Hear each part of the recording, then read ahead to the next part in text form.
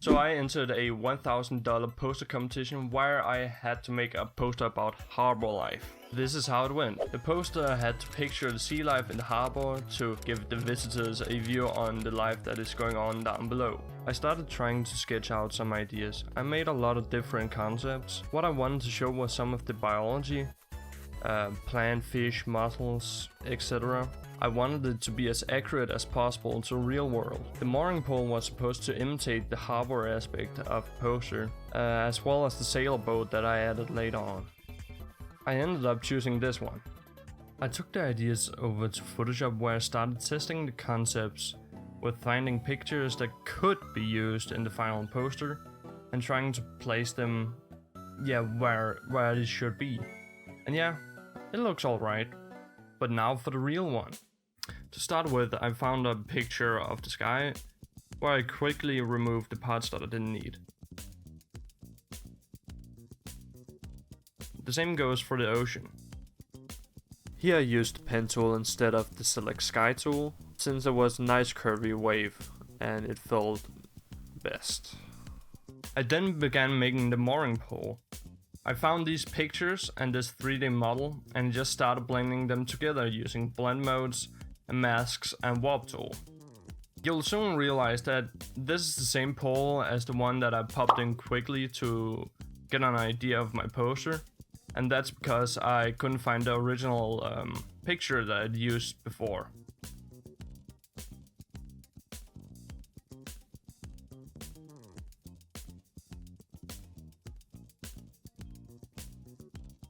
And after making the mooring pole, I just smacked that into the water. And with using some solid colors and some gradients, I got that really nice looking hazy feel vibe that I wanted. Now I added some seaweed on it. I cut out some patches of this picture using the pen tool. And of course I made some shadows and lighting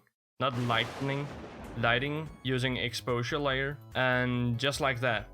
And you may sit and be like, hey, you kinda cheated, didn't you? Yeah, I did, but that's because I didn't want to make the whole poster again. So I think it's alright.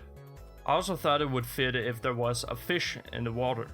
Once again, I cut the fish out and added some shadows and lighting. And for it to not get lonely and depressed, I added a few more, just like that.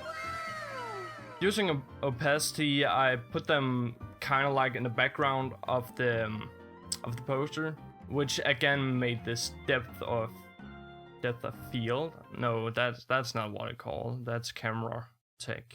Yeah, but you know what I mean. I then started making the seafloor. I found this picture of the desert, which fits perfect as the sea bottom. And here I used the mask tool to erase some of the sand to make it blend a bit more into the background.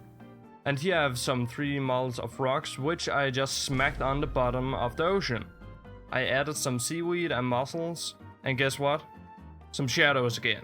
And to top it all off, I added a little sunken boat, as well as some more animals, fish.